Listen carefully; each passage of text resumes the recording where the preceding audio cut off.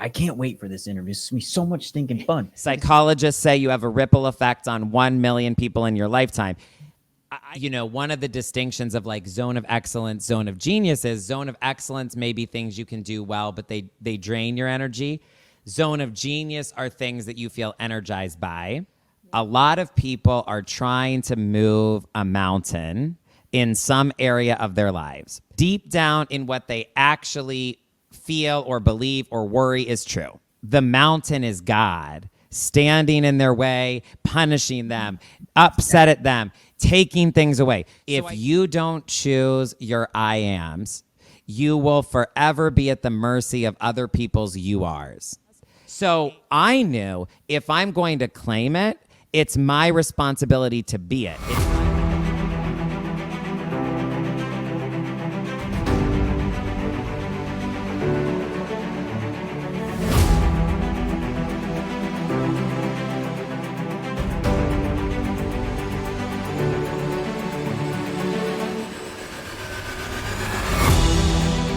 Hey, everybody. Welcome to Prime Podcast. I'm your host, Dr. Skip Wyss, and I have the fabulous co-host, Dr. Julie Wyss, with me today. Hey, beautiful. How are you? I'm good. We have an amazing guest today. I am super excited. We have America's life coach, Mr. Stephen Lovegrove, with us. And I can't believe that you're here, Stephen. It is so awesome to have you here. How are you?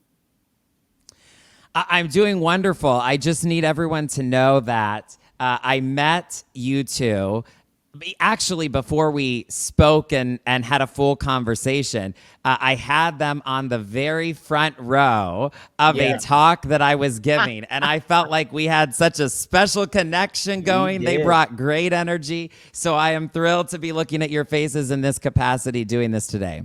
That energy came from those Louis Vuitton bags that Julie had up front, that whole Louis Vuitton row, which was just that spectacular at the Black Diamond Club. It's always a great event. We're doing great. How are you? I'm good. Yeah. I'm good. Are you excited? Yeah, I am excited. We've been waiting, guys out there, so you know, when we heard Stephen speak it was about 2.5 months ago, back in November, and he carried that room so amazingly well. I had no idea. Stephen is our coach's coach, and the fabulous, amazing Lacey book coaches with Stephen.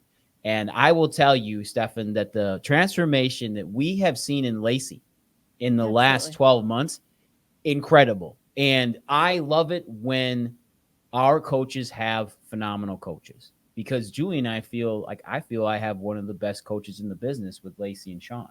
Mm-hmm. And to have you coach them, it's the pleasure is all ours to have you on, Stephen.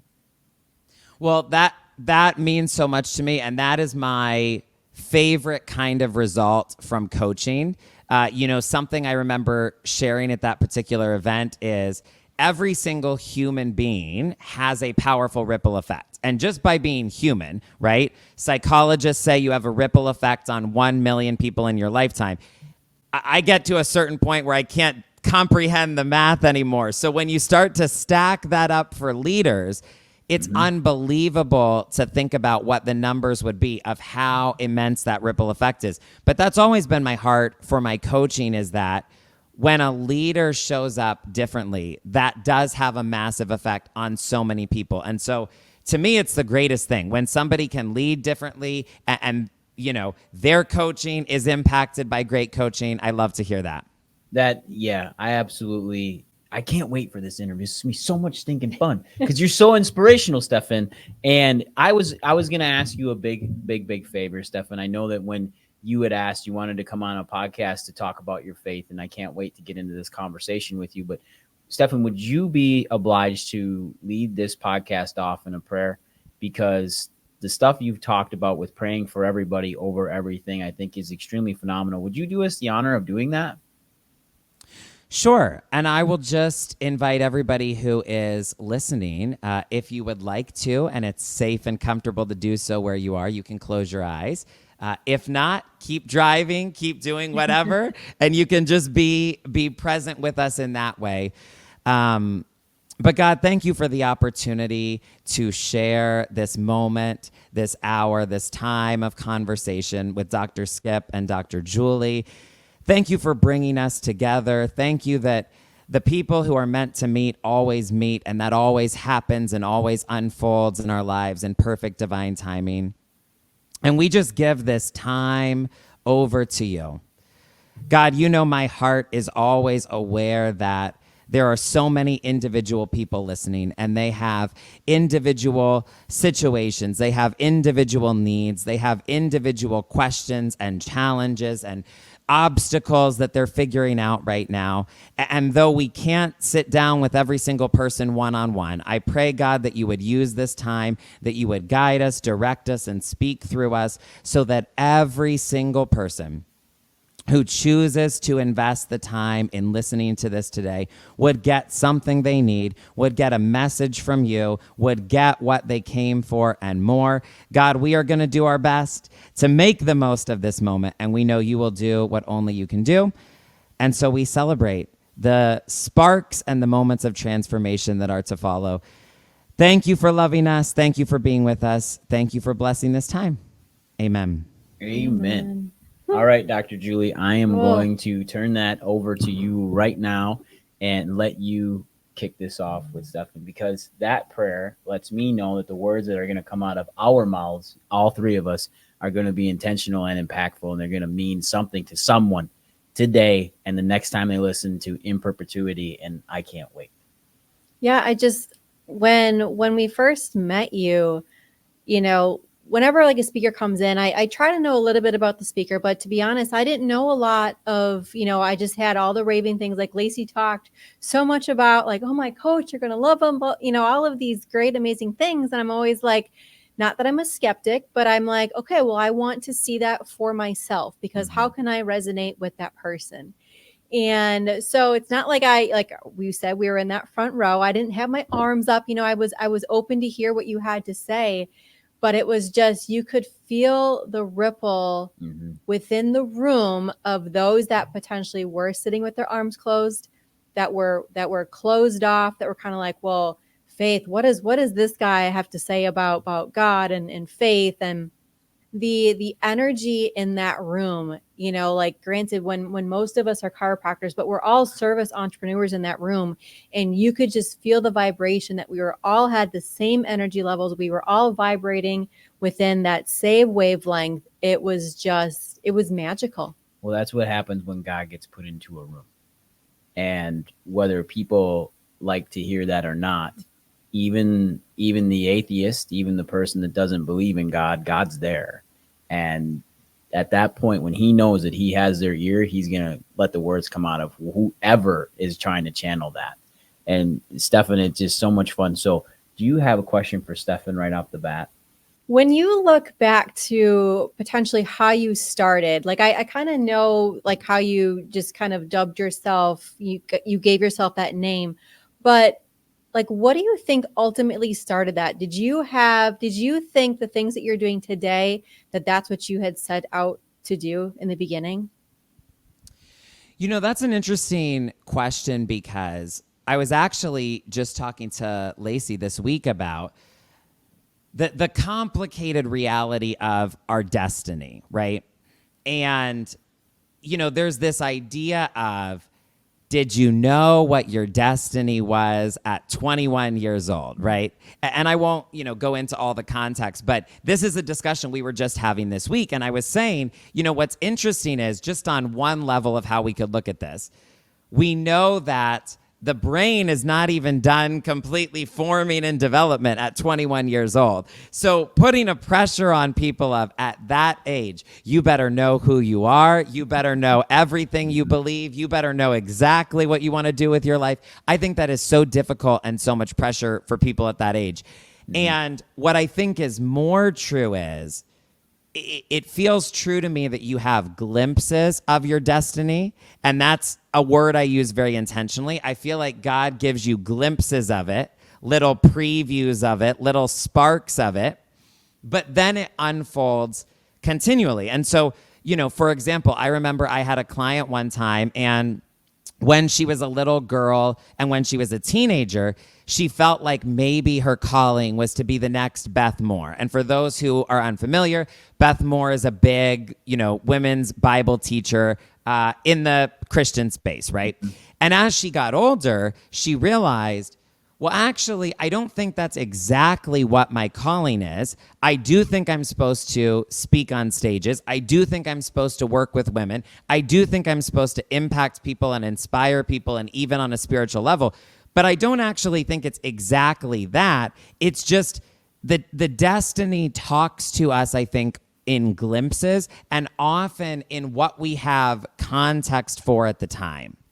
And so you've got to pay attention to those little things. I think it's one reason I like to give clients exercises like, okay, if you could have anything and do anything and nobody else would ever find out. So you can't be doing it for ego and they're not going to judge. Let's take all of that out of the equation. What would you do? What would you want? And I like to ask these kind of questions because it's often these little glimpses that people may have even had all along. So for me, in all honesty, I would say there were glimpses. I didn't know this path was possible. I didn't see it all. I didn't calculate or plan all of this out. But I had glimpses is really what I would say. Being America's life coach, I think is incredible. How did you feel labeled like that, a title? Did you feel worthy of it at the time? What was your thought process behind it, Stefan? Well, I could say short answer, no. Next question. No, I'm kidding. But really, here's the story of it that I will briefly tell in such a way that I think will be useful and practical and helpful for somebody listening. So, for context, it is true in some senses that I quote unquote gave myself the title, right? But as I experienced it, yeah, those 3 words came to me, and it wasn't like in a branding meeting. It wasn't because I watched a webinar. It wasn't because I was trying to copy someone else's strategy. Those 3 words came to me one day, just very quietly, very gently, a still small whisper of a voice, right? And an important part of the story is I did nothing with those 3 words for 8 months. Wow. So here's why I want to point this out, because a lot of people I know are trying to sort through, what is my calling? What is my purpose? What is my life supposed to be about? And I think it's very important for people in this story to hear, it's not like I just came up with some catchy branding and slapped it on a website immediately. Number one, it really was an inner place of divine guidance that I believe it came from. But number two, I was very intimidated by it and not wanting to own it. And again, if it had not been for the fact that 8 months later, I still couldn't shake it. So that's an important part of the story to me, because it took 8 months before I was even willing to put one post out there with those words. And I really started, I was like, I'll start small. Let's just do a little hashtag at the bottom. So I was really hesitant to answer your question. No, I did not feel worthy. I had a lot of hesitation around it. But when something sticks around for 8 months, you really start to consider and to take it more seriously as maybe there's something I'm supposed to pay attention to here. And the other piece that's very important to me with this story is when I started to own it, I also didn't view it as a one and done thing of like, I put this out there and it's going to open all doors for me. I believe as a coach, identity work is often the most important level of the work for us. So I knew if I'm going to claim it, it's my responsibility to be it. It's my responsibility to live into it. It's my responsibility to embody it. And so while I didn't necessarily feel quote unquote worthy or ready, certainly at that time, I did view it as it's not a yes or no, am I this thing? It's a, if I'm called to be this, there's a part of this that's on me to step into it and to become it and to embody it. And so I did my best to take that seriously from the beginning. How has your faith, has it shifted? Has it become more intentional?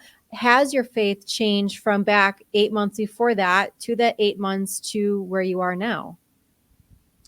Yeah, well, it's interesting because when I got into personal development, I had a lot still of what I would call God trauma, which is a term that I came up with, but it essentially just means somewhere along the way, you experienced something, you were taught something, you got hurt, whatever it is.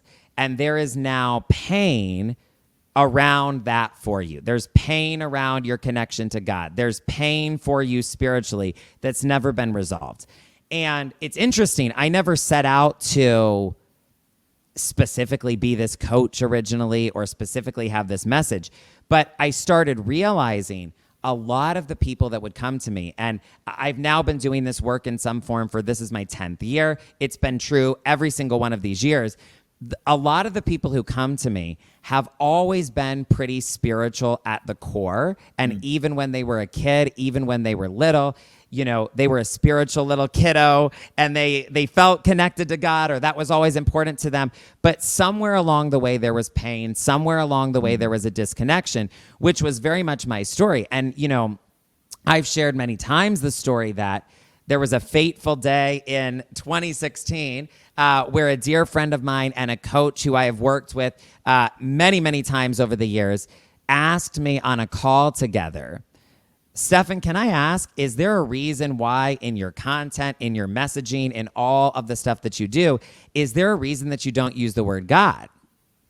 And my surface level answer was, well, you know, I'm just trying to make content for everybody, and I'm just trying to be inclusive and this, that, the other. And, you know, this coach is from Brooklyn, very grounded, very down to earth, gonna say it directly, not gonna mess around. And she said to me, well, is it possible, I just wondered, that you're not saying the word because there's a lot of pain there for you? And particularly, she said, I would imagine, growing up with the concept of God the Father, but then also as you came out and over the years as a gay man having pain with your own dad, is it possible that you don't use the word because there's some unresolved stuff there? And that was one of those moments where I was like, man, why can't the technology go out now? Like, can we have an internet issue? I need to get off this call. But I share that so many times to say, if you are somebody listening and you don't know what you believe, or there's a lot of pain, or there's a lot of triggers around this, I have no judgment on any of that. And I really get it. And even the event that I met you all at, you know, somebody came up to me, and if you're listening to this, love you, shout out to you. But someone came up to me in the hallway and they said, I have to tell you, this is literally how the conversation began. They said, I have to tell you, you made me so angry today for so much of that talk. And I've heard it all. So I'm like, okay, got it. I'm here. And they said, but you know, somewhere in the midst of it, I thought to myself, if I have this strong of a reaction to him even using the word God or having a prayer or whatever it may be, there might be something for me to heal. So that was really kind of my journey, is using the personal development tools I knew. I know what it feels like when you locate a place that needs healing. And it just turned out that that was a place that really needed healing for me and healing for a lot of my clients. I think that I made this post. We've had a lot of death happen in the office, Stefan, since late September, early October, where I lost my dad. And then we had some patients who had lost babies. And then we had our last amazing mom who gave birth to twins and lost her daughter 6 weeks after they were born, of the set of twins. And it's hard for people when they get challenged and they can't understand the love through the loss. It's very hard for people to recognize where their faith in God is. And it's very easy to turn your back and walk away, or ask a question, but not want to hear the answer or look for the answer. And I made the statement that when things get really, really hard and you start asking questions and you start doubting what's going on with God, or how God is in your life, or the impact he's making, that the answer is actually in your soul. And as soon as you can sit there and say, it is well with my soul, that's when the true love and light will overcome you again. And I think that with people that are scared to talk about God, and I don't mean that in a negative way, but they actually feel like they feel I feel it sometimes, like you feel a pressure. You feel tension in your chest. You don't want to make people mad. You don't want to stir it up. You don't want to cause controversy. So what happens is when they don't stand true in their faith, they will use a word like universalism. They will use a word like the universe tells us this. And it's because I feel that at times they don't feel worthy enough to say it's God. Or they don't trust God enough to say that it is God. Do you find that as well? Do you disagree with that? What would be your take on that? Yeah, well, first of all, I'm so sorry for your loss. Thank you. Wanted to say that. Mm-hmm. And so this is obviously a complex discussion. I don't know if I think there's just one thing going on in these instances. I think there can be a lot of things happening. One phenomenon I think is true is there's a lot of people that just have a whole bunch of concepts thrown together, and it's like an Instagram meme, Pinterest belief system. And I really am not saying that to be shady or mean. Right. It's just when I talk to a lot of people, they truly don't know what they believe. So yes. I am very intentional about language, but a lot of that comes from my coaching perspective. I'm very intentional about ideas and thoughts and beliefs. And, you know, I've also shared this story, and if this person is listening, love you as well. But I remember I did an intensive with somebody, and we had a limited time to work together. So I said, okay, let me know going into this time, what are your beliefs around God? What are your beliefs around life? What are your beliefs around money? And I know that's very direct. I wouldn't normally start with a new client like, give them all to me. But I said, we have a limited time in this intensive. So tell me, you've used different words in your message to me. What do you believe about these things? And we got stuck on, for example, the God piece, because they said, well, I would say I believe in God. And I said, okay, what else lives in that belief? What else lives in that realm of belief? What do we believe about God? And they kind of drew a blank, which is, I think, where a lot of people are and particularly people who might say like, well, I left this church, or I don't believe in XYZ anymore, or I left organized religion. And the problem is they might have left something or exited something that in some cases maybe even wasn't good, but they never solidified for themselves what do they believe. And so I think a lot of it is just people are not sure what they believe. But the other thing to me, and this has probably been one of the biggest things I've focused on in my content over the last 12 months specifically is God gave me this idea last year: work with the laws, but rest in the love. And that idea has just been life-changing for me, of work with the laws, but rest in the love. So I do believe there are laws and principles that are out there, and just like a key turns a door, they are going to work, frankly, for anybody who uses the laws or principles. So common example, give and it will be given unto you, is just a truth. It's just a law. It's just a principle. But what I realized is, if you only work with the laws and principles and you don't, like, let me put it this way. There's a lot of people who want to receive things from the source, but they don't want to have any sort of connection to the source. Right. And I don't talk about this in a judgmental way that says shame on you for that. I talk about this in a compassionate way that says you were created for connection, and you were created to be loved, and you were created for relationship. And so when you only have a manifestation conversation that says, I'm going to create this, I'm going to make this happen, I'm going to bring this to life. By the way, I do believe you have God-given power to create so much, and that you are, in fact, here to do all kinds of good works that you were created to do. But when we only live in that conversation, disconnected from relationship, I think it's a very hard place to live. I think it's a very exhausting place to live. And I think it's a very lonely place to live. And so, you know, I think I have a different take on this, maybe because I relate to being the person who at one time only felt comfortable saying the universe because of where I was at in my beliefs at the time. I relate to being the person who doesn't feel like they can say with confidence, God wants good things for your life, whatever it is. And for me, it has been the biggest gift within and beneath everything I create to have the relationship, and yes, to work with the laws, but while also resting in the love. Oh, I love that. Work with the laws, rest in the love. That's amazing, because there's a lot of solitude and warmth in the love. Well, but then, so if you're talking about resting in the love, if somebody is struggling with this, how would they even begin to figure out, like, if now they're like, okay, maybe I was missing something. Yes, I'm on track, I believe, but then they feel like they're trying to, catch up on past time, or they're trying to play catch up. How can you teach that person to find that rest and still be okay with thinking that it's okay to do that? I think one truth that's really important to acknowledge is God is infinite loving intelligence across all space and time, within all space and time. So God is in all the timelines, right? But you and I are limited to one moment at a time.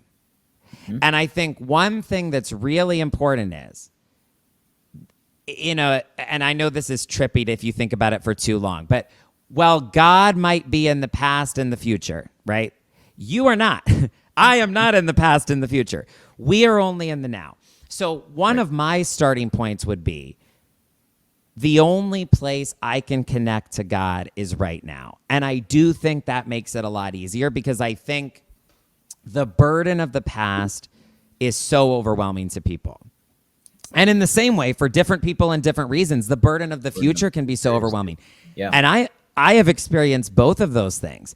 And yet there is such a simplicity and a gentleness and an ease with which, if you connect to God in the now, there is a peace there, there is a joy there, there is a healing there. And but it can only happen in the now. And that's something I like to remind people of, is our only connection point to God is the now. So you don't need to go back 15 years ago. You don't need to go 15 years forward. Even what God might want to prepare you for that's 15 years down the road, God will talk to you about in the now, and God will begin to prepare you for in the now. So number one, I think the now is the connection point. I also think it's not about like doing it right or catching up or making up for lost time. I pick a word for the year often, whatever I'm guided to for that particular year. And my word for this year that I felt guided to is grace. And I still, at the time of this recording, we're at the beginning of a year. So I still feel like I'm in the infant stages of this journey. But one of the things I've been studying is that the definition of grace is unmerited good, favor, blessing, etc. And, it's funny. I used to hear that word unmerited and think it was like an insult. Like, you're not worthy. You don't deserve it. Like, I used to think it was an insulting word. But as I've been studying it this year, what I've seen is unmerited is not an insult. It just means this isn't about a merit system. And that's really good news, because trying to merit it, trying to deserve it, trying to do enough or earn it or make it happen can get really exhausting. And so I think part of it is not feeling like you have this long distance to cross, and you have all this to make happen, and you have all of this to make up for. But there's a resting and receiving place that by the way, there is so much divine compensation, and God can make up for lost time. God can make up for lost years. God can make up for bad decisions. I do believe there is so much divine compensation, but I think it begins with a place of resting and receiving and connecting to God in the now. Being 100% present is kind of having that coherence to be present and understand that a lot of people get caught in the future, Stefan. A lot of people get caught in the past, where they get caught in the wake. They wish they made different decisions. But what they don't quite realize is that every decision that they made was actually pretty close to being out of their control, because either it's subconscious or conscious. they're making a decision based on how they live their life and their values. Those values are driven by God in their life. And those decisions, they'll hold a lot of weight. And it's the same thing for the future. They worry about what's to come. Like, what do I have to do to get to C and D? And you're a coach, Stefan. Like, you work on people to help them get to those situations, to help them get to the goal they want to get to. But that can have a tremendous amount of pressure. It's holding people back. It's debilitating. It's the fear of the fear of not knowing or not succeeding. And I think that's where people would start to step back, go into that space of rest and love, and really look inside and realize, okay, like before we turn record, we talked about like, but did you die? Right? If we would focus in and really look at the things around us and count our blessings and realize, well, gee, it isn't so bad if I just think about today. What are the 3 things that I need to accomplish today to feel successful? And if we can just do that day after day, then that future is never something that we have to be worried about. Yeah, exactly. So I have another question for you, Stefan. I had a conversation with my daughter today. I had a rare opportunity to get to take Peyton into school on my own today without our son Brecken. So Peyton's 15 and a half. And we were talking about personalities of people. And I said, Peyton, as you grow, you're going to have people tell you, that's not you, that's not your thoughts, that's not your foundation, and try to sway you into their thought process. But what I told her is that as she grows, she will become more herself. And she will notice that there are certain parts of her subconscious that will come out where people are really extroverted at one point in their life, and then they might become introverted, or they might not want to be around as many people as what they used to be around. And I said, honey, that is actually the success of you growing, is that you will constantly be evolving. And you hit on this. The brain doesn't fully mature until almost 25 years old. So in a young person that's under the age of 25, how do you help them navigate that conversation, Stefan, and still feel like they're worthy of great things, still feel like they're worthy of God's grace without constantly doubting themselves and worrying what everybody else thinks of them? Yeah, well, it is interesting because I think back to being a teenager, and I feel like there were a lot of voices in my life that made it sound like, yeah, we remember those teenage years when there's a lot of peer pressure. And I feel like it was often talked about like, you're probably experiencing all of these outside voices that aren't always good. And what a teenage thing.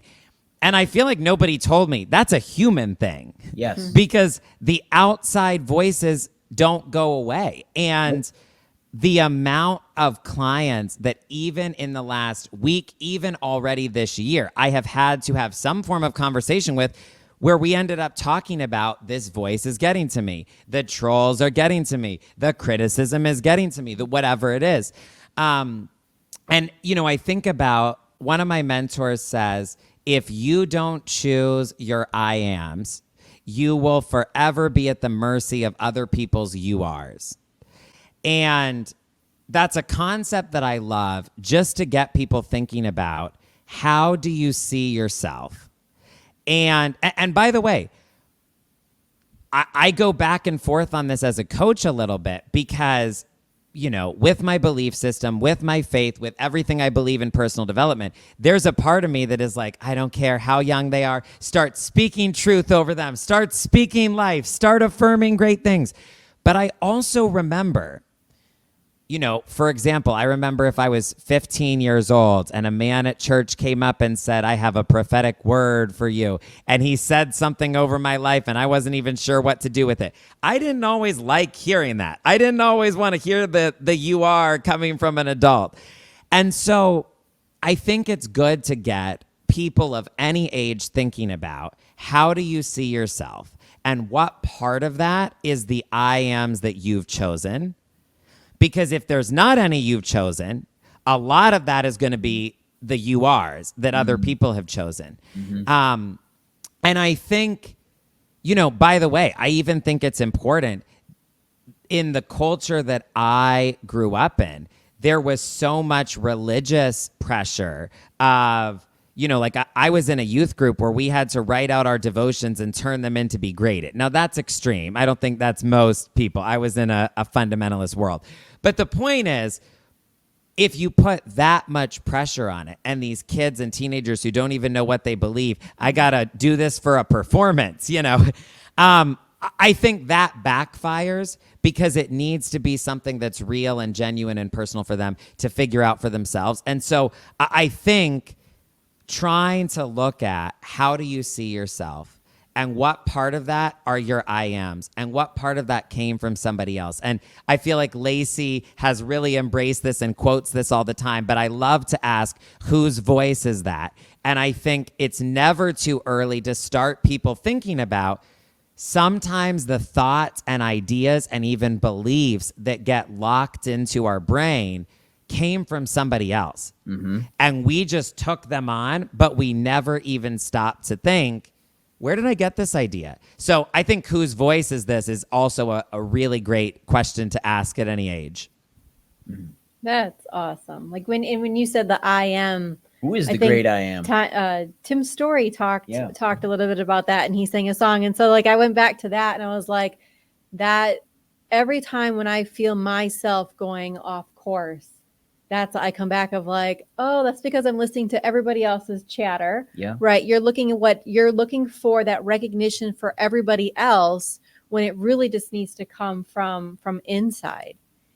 And I think, like, if we go back, if we talk about teens, like the teen years, that can be the biggest struggle or the hardest time to figure out who you are, but then to also keep a faith foundation. Yeah. And I think that's where in upbringings of, you can have a really strong faith foundation. And then if it's high school hits or into college, and then I think people tend to lose that. Can you lead any guidance to that, Stefan, of how, if somebody like, because I've heard the argument that I grew up with a strong faith foundation and it was too overpowering. Your same comment of, I don't think that I like those URs that an adult was putting on me. That I think when people finally break away, if it's high school or college, they have this like freeing sensation that everything where they felt constricted, they're trying to push those things away. So how can we, like, we have young children and our listeners have young families. How can we navigate that we aren't forcing maybe faith or religion on our kids, that when they get to a middle school or high school or college, that they want to throw that all away for them to, find it 3 years later? Yeah. Well, I think one big thing here is, if you portray it as a very fragile faith, and I would say, for lack of a better word, but I do think that's the right word, the more fragile you portray it to be, the more fragile they will think that it is. And I mean, I even had this conversation with someone a few months ago who has really found their own personal relationship with God as an adult. And they were telling me, they said, what I just don't understand looking back is, if they believe that God is so good and so powerful and so loving, why didn't they trust God at all? That like God had got me. Why didn't they? Because here's what I think a lot of people feel growing up is, if the message is, you better not go to this college, and you better not study philosophy or science or other world religions, and you better not be exposed to anything, because if you do, you're going to lose your faith. Here's the problem. The message we're sending is, it's almost like, this is the worst story of all. This is the weakest story of all. This is the most fragile story of all. And the only way it holds up is if you don't get exposed to anything else. And I think the place that I've arrived at and the message that I hopefully share and what people feel from it is, I feel like I've actually explored so many religions, so many ideas, so many forms of world spirituality, etc. And so I'm at a point where I believe in Jesus because I actually believe it's true. B, as Oprah once told a friend of mine, I just can't shake the resurrection. That has always stayed with me. I don't want to expose the private conversation fully, but a friend of mine was talking to Oprah and she said, I just can't shake something about the idea of the resurrection. I just think it's true. I just can't shake it. And number 3, I just think it ultimately is the greatest story of them all. So my perspective is not, don't you dare look into anything else. Don't you dare do any research. Don't you dare learn anything because you'll lose your faith. I really think that message undermines how loving and patient and good God is. And, if there's one story I've probably talked about and have not been able to get away from my whole life, it's Luke 15, the story that is commonly called the Prodigal Son. But something that I like to remind, particularly parents, church leaders, people who have a lot of anxiety about people exploring the wrong things. I like, again, and this is not the main even perspective that I speak to this story from, but something I do think is interesting is the father in the story knows that the son is about to make a lot of bad decisions. Knows he's going to waste the money, knows he's not going to invest it well, knows he's not fully developed and mature, knows he's going to make a series of terrible decisions, and yet still gives him the inheritance and lets him go on the journey and waits for him to come home. And I'm not speaking universally here. I'll just speak from my experience, but that was not the experience that I had or the messaging that I had as a teenager. It was, if you want out, we're kicking you out. We're done. And something that I just have no shame or judgment about telling people is like, the people who have always believed, the people who have always been sure, the people who never ever, wandered, questioned, lost their faith. I'm very happy for them. That's also not my story. And what I very much relate to, I would also use the example of like, if you read Ecclesiastes, okay, I look around at Coachella and I'm like, look at all these people on an Ecclesiastes journey, and I get it. But Ecclesiastes is a man who tried everything, experienced everything. I mean, this I think about in particular with money and wealth and celebrity. Talk about having access to it all, and nobody is going to tell you no, and you can have whatever you want so quickly, and you can try anything. And I relate to the Ecclesiastes journey of he tries it all, he experiences it all, he wants to check it all out, and he comes to the conclusion at the end that his connection to God is still the most valuable, meaningful, fulfilling thing that there is. So I just have the perspective that God is really okay with people going on a journey. And I guess maybe because of my own story, I don't feel as threatened by that or as pressured to stop that or as uncomfortable with that. And listen, I'm not a parent with a 17-year-old, so fast forward to the future, and I get it that I can see myself saying, my 17-year-old is not going to be doing this. So I get it. But I think I don't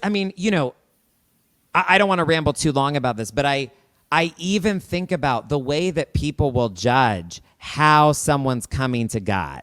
And, I have been in the megachurch world before, and I remember sitting in meetings where people would talk about like, what do we have to make sure that we say? Because if we don't include this, they didn't really accept God into their life. And what do we need to make sure that they say in the prayer? And just so much, we've got to make sure we do it right. And I think about in the works. Just none of that sounds to me like the God revealed in the prodigal son story, who is waiting for you to come home. And here's where I think human perspective, God perspective. The son in that story shows up with a big speech written. And, you know, if we understand the ancient culture, once you left, you were never going to be a son again. You were not coming home. You were not even welcome on the property. So he's trying to find a loophole of, maybe I can be employed. Like, I can't be a son. I messed that up. I've lost the privilege. Maybe I can be employed. And so he's not even coming to be a son. He's coming back to get a job because he's like, I don't know what else to do. Right. And he has a whole speech ready, and he's ready to submit an application. And the father in the story stops it all and hugs him and says, welcome home. And I just think if we could put a little bit more of the message out there of God can handle you going on a journey. Certainly, if the Psalms teach us anything, God can handle your emotions being on the full spectrum of the human experience. God can handle you being angry at him. God can handle any of it. I think if we can send a little bit more of that message, I just believe that God knows how to love people. And I will just end this answer by saying, God didn't get through to me in my best moments of seeking God anyway. God got through to me in my hardest moments, my darkest moments, my moments of feeling most lost. It was in those moments that I heard God say, I love you. And no matter what you did, where you went, what you chose, I would go into any of it to find you, to come get you, to love you. And so that's just what I believe. I think if our belief system suggests that we've got to make sure people are strong enough to withstand, I get it, but I think it's a lot more powerful to have a foundation of resting in love. Dang. I agree. I agree. I agree. That was awesome. Yeah, you take a drink. Take a drink, Stephen. I mean, that goes back to incredible. we're saved by grace, Grace alone, not by the works that we do. And I think the work's that's been where done. Right, but I think that's where so many people have it so backwards that they think that they have to constantly be doing all of these different things to be able to receive the righteousness, to receive God's love, to be able to get into heaven when it has already been done. And so if they would just realize that they've been graced. Well, I know that God expects us to be human. I know he expects us to live the human experience, whether it's Ecclesiastes, understanding the Psalms, and he expects us to make mistakes. He expects us to have a human experience of love, turmoil, despair, danger, anger, but that's exactly why he had Christ come. So he could experience the human side of what he created. And also, when we look at this from a child's perspective and a kid's perspective, our job is to try, as a parent, is to lead. Our job is to help lead and mold our children in a life of grace and love. And God is never-ending love. And no matter what happens, no matter what road you chose to go down, he's going to love you for who you are, because ultimately he created you. So I'm going to always love my creations, my children. I love the life that we have created. I love the fact that I get a chance to speak with somebody like you, Stephen, is truly one of God's greatest gifts. It's amazing.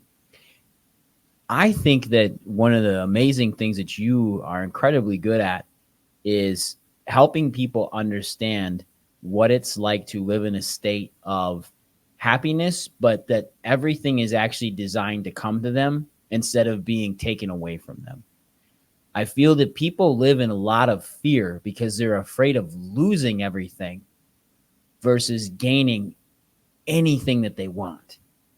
And how do you help segue that conversation in somebody's mind, instead of this state of lack of worry that they're going to lose everything, and flip it 180 Abundance.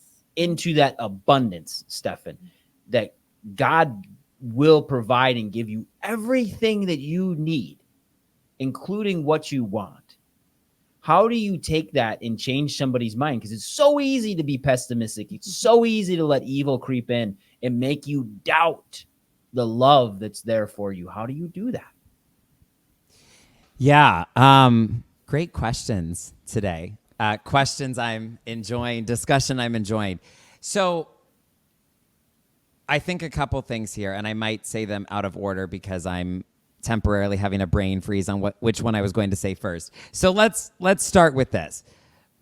I think a lot of the problem for people, I said in a teaching at one point last year, a lot of people are trying to move a mountain in some area of their lives. But deep down, not in their like, this is what I would post on the internet belief system, but deep down in what they actually feel or believe or worry is true. They deep down believe that the mountain is God standing in their way, punishing them, upset at them, taking things away. So I think part of this foundational question is God the one who gives, or is God the one who takes away? And let's have a real Christian theological moment. If you're not religious, if you're not spiritual, if you're not, all of it is okay. Hang with us. But I'm owning that this is about to be a real theology nerd moment here. Okay. So in Christianity, there is even a worship song that says, you give and take away. You give and take away. Blessed be your name. And people really believe this idea. In fact, a pastor that I like, I won't name him, I don't do that, but a pastor that I like just posted a sermon, the God who gives and takes away. Now, here's the problem with that. That worship song, that theology, that message is all coming from a verse. It's a verse from Job where Job says, you give and you take away. Mm-hmm. But I will praise you either way at the end of the day is the idea. But here's the thing. That was a reflection of how Job felt in the moment in that story, because it felt to him like God gave me all these things and then God took them away. So as Job is grappling with this experience, Job says, it feels like you give and it feels like you take away. And I'm trying to trust you. And a lot of sermons have been written about this, and a lot of songs that say that this is the true belief. Here's the problem. If you actually go back, we're not going to do a Bible study of Job now, but if you actually look at that story, it was not God who took anything away from Job. And in fact, the role that God plays in the story is watching over Job the entire time, protecting him even while there are attacks against him, and then ultimately restoring it all and then some, so the story ends in overflow and good and abundance. But it's little things like that where we have entire theologies for people that say it is God who gives and who takes away, when in fact that's an error. God is not taking away from Job. God is not taking away from you. And I would quote, Jesus said, the thief comes to steal, kill, and destroy, but I have come to give you life and life more abundantly. I think a lot of people have that backwards, and they think that God takes the good away to teach them something. They think that God shuts down their good, shuts down their fun, shuts down their happiness. They think that God is the one that could pull the rug out from under them at any moment. And if your picture of God is the one who could take it away at any time, you really have it backwards. And so I think a huge part of this is, what do you deep down believe? And I will tell you, again, in themes that I never expected to focus on, talk about, whatever, but I started realizing if you say anything that sounds a little too good about what God wants for people's lives, you get so much pushback. And me having my coach brain, I said, wait a second. This explains what people are experiencing, because you can't you can't experience something that you don't believe. And I suddenly realized we've got an issue here, because if you say anything that makes it sound like God wants good things for your life, people will say, but, what about this? What about that? Well, this, that, the other. And so, again, things I never planned to do. But last year, for example, I did a teaching of, here are 77 truths to just go above and beyond making the point to you that God really does want good things for your life. Because I want for every person out there, I don't want their beliefs about the divine to stop at, I believe in God and that's all I got. I don't know what else to say. I want you to have a ton of empowering, healing, helpful beliefs about God. Yes. And so first I did this one teaching with the 77. Then I felt like, you know what? I think we're supposed to go through these individually. So then I taught through every single one of the 77. But I just believe a lot of us have some foundational work to do.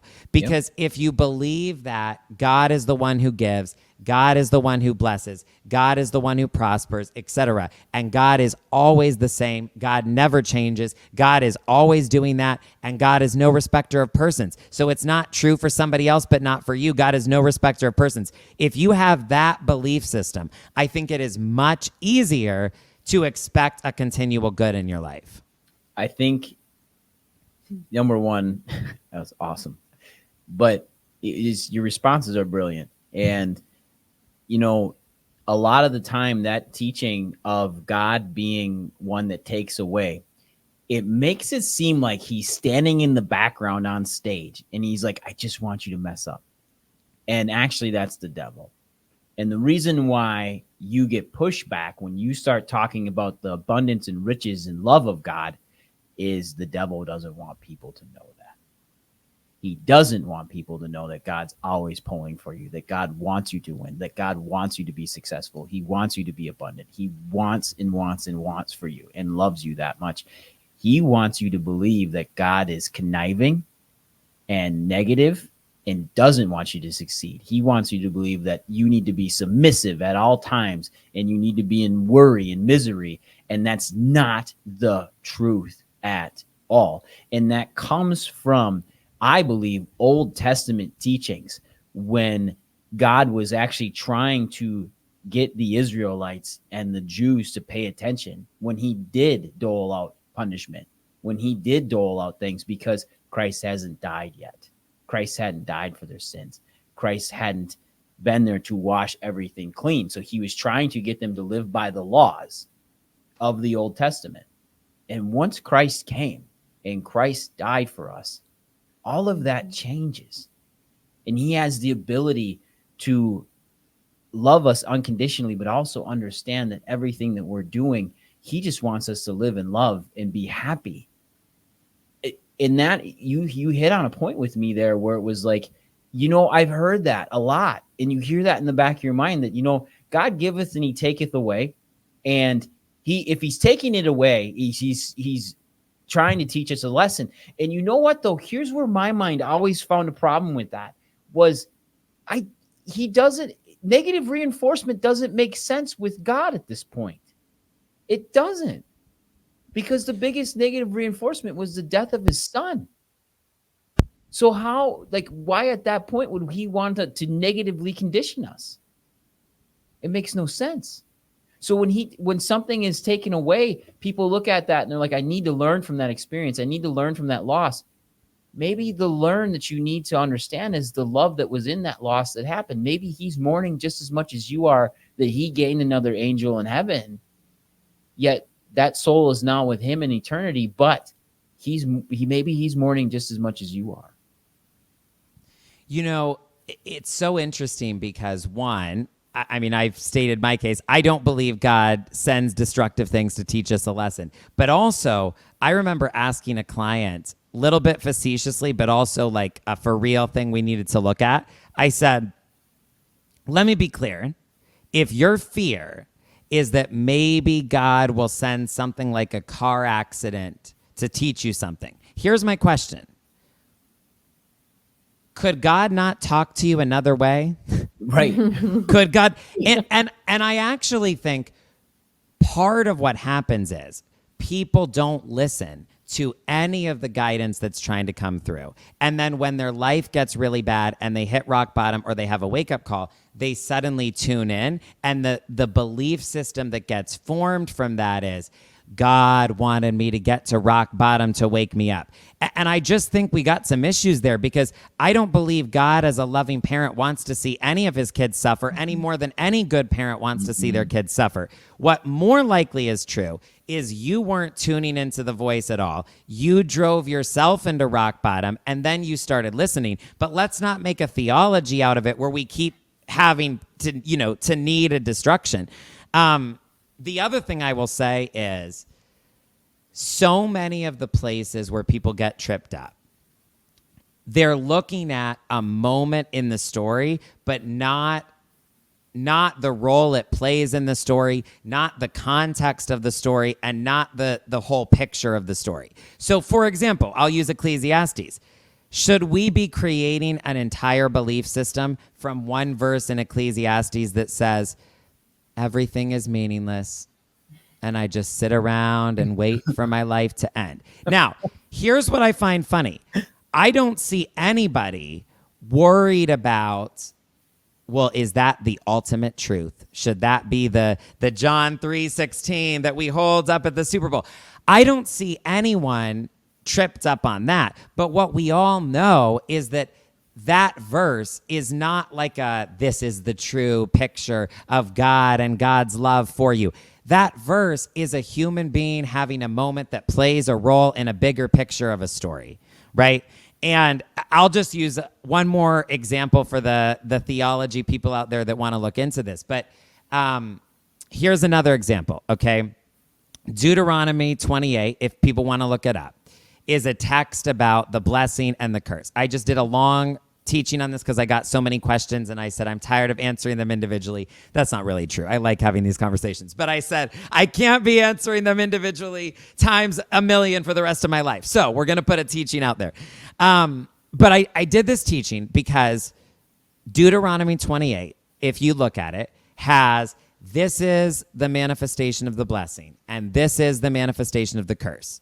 Now, if you read it as an isolated text, right? This is the old church joke of you flip your Bible open, you put your finger on something, and it's whatever you get that day. And people joke about, well, that's dangerous because you might get, and Judas hanged himself. Well, that's a bad verse. What are you supposed to do with that? So if you just look up Deuteronomy 28 and you read these verses describing the curse, it sounds very dark. It sounds very bleak. It sounds horrific. But here's the context of the story that makes me want to tell people, watch the whole movie before you have a correct assessment of the plots and the characters and the whatever. You got to understand the movie. Because if we fast forward to Galatians 3, we are told Jesus steps into the picture and says, I'm going to become the curse for you, and I'm going to take the curse for you. And now the curse has been lifted, the curse has been destroyed, the curse has been cleared. So what's funny is I look at that passage and I don't feel bleak and terrified and dark about it. I look at that passage and I read all of these things that I'm like, oh, I don't have to live with that anymore. I'm unavailable for that. And I feel like every time I read it, I find something new. One time I read it and I saw it in whatever version I was reading, I saw the word inflammation. And I said, oh my goodness, inflammation is part of the curse? Well, I'm not living under that. It's good to know. I'm not taking on inflammation. But my point is, if you read it through the lens of, this is not a text about God's will for you. If you link the two together and you put it in the big picture, this is a text of everything that God stepped into the equation and said. This is one way that I talk about it for my friends who are a little more philosophical and this, that, the other, and they want to believe it might all be a simulation. Here's the way I describe it. It's almost like if God is the one who started the simulation. Mm-hmm. God knew that it would not end well if it was just left up to humans and cause and effect. Mm-hmm. And God knew there would be a lot of bad choices made, and people would not look out for each other, and people would make decisions that harmed themselves, and people would make decisions that harmed others. And one way that I like to frame it sometimes for people is, it's almost like grace enters into the equation. And one time I heard T.D. Jakes say grace is a higher law than karma. Karma says it's just cause and effect. That's Right. always what you will live in. Grace says there's actually an unconditional love, and God loves you so much that actually you could receive good that you didn't even set into motion at cause. You could receive good that was the opposite of what you should have at effect.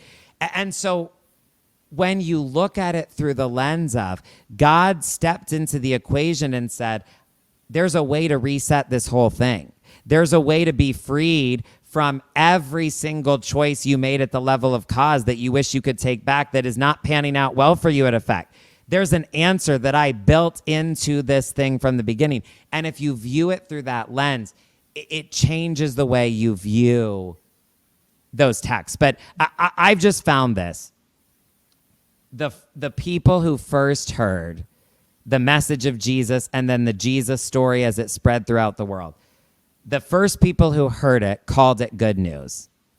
And, you know, one of the church fathers, Augustine, says, if you ever interpret a text and the interpretation doesn't lead you to love, restart. Because you must have gone astray. You must have missed it. You must have done something wrong. Because God is love. And those, 1 John says, those who live in God live in love. So if you interpreted it and it puts you somewhere other than love, revisit. There's something more for you to see there. And that's how I feel about anyone who believes in this goodness. It's a message of good news. And they heard it as good news for a reason. And they called it good news for a reason. And so I just believe oftentimes in those scenes in the story, like Deuteronomy 28, which was a passage that I would have said, avoid, avoid, avoid. This sounds dark. I don't want to look at this. I just believe there's often good news hiding in a lot of it. Mm-hmm. Man, we could talk for hours, Stefan. Like, you need to come to Green Bay and hang out and have you in this studio so we can talk even more. This is incredible. I just, wow. What an... Yeah, I can't even. It's just very impactful. And Yeah. I think, you know, we all live, you know, to say like we're all casual, we're all have busy lives, but at a certain point, we need to take the time, step into the love. We need to set the time aside to have the conversations with ourselves, to get into the Bible, to have the conversation with God. And whenever like things feel like it's overwhelming, nothing is overwhelming. We just need to step back, look at our foundation, and like, there's the support. That's what we need. So speaking of support, Stefan, as we go to end this amazing podcast, what an incredible, enlightening journey this has been with you. If people heard you here, I know they did. You're going to resonate with so many people. How do they find you, Mr. America's Life Coach? How do they get in touch with you? How can they continue on with the words that you've talked about today with you? Yeah. Well, it's very fitting because I didn't know we were going to touch on the prodigal son. But if people go to a link, lovegrove.club, so it's my last name, by the way, my real name. It's not a stage name, as people in California ask. But it's lovegrove.club, CLUB. If you go to that link, I will send you my favorite teaching of all time that I've ever done. I'll send it to your inbox right away. It actually goes through one of the stories that we talked about today, so it's actually very fitting, even though I didn't know we were going to go there. But if you go to that link, if you sign up, I will send you teachings continually, and you can email me there. You can talk directly to me there. All the places you can get connected to me will be sent to you that way. But, you know, I just want to close and say there was an incident where people talk to Jesus about all these things that they're very worried about in their lives. And we all have concerns. We all have day-to-day things. We all have a to-do list. We all have things that could keep us up at night. We all have concerns and worries and fears. And Jesus says people that don't have a connection to God end up getting stuck in this place because they have to worry and they don't know what to do with these things. And by the way, I find that that's where most, even the best of manifestors eventually end up, because it's just heavy to feel the whole weight of the world on your shoulders. That's why, by the way, I think it's important that we tell people you are a child of God, which I think is freeing and liberating and healing. You are God is exhausting.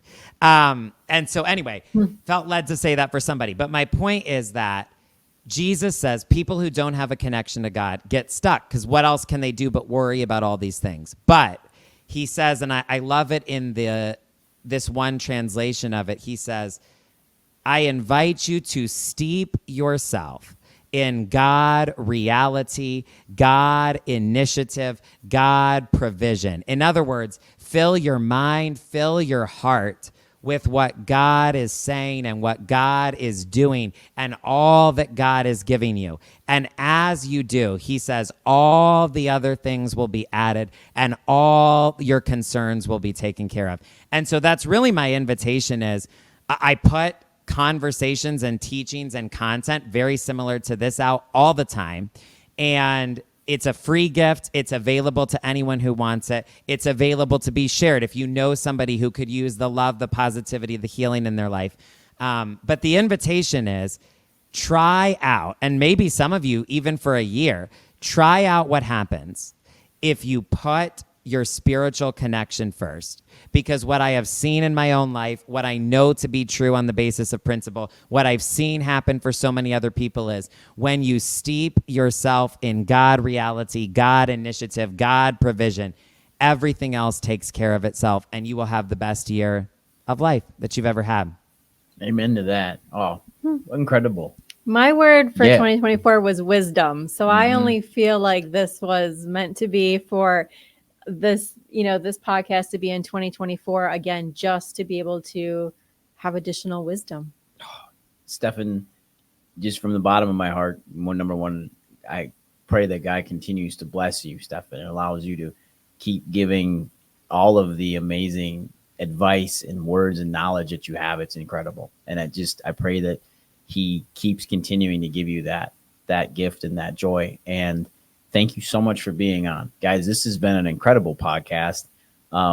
Probably, I would say, one of our absolute best. And I just wanted to say thank you so much, Stefan. You've been amazing.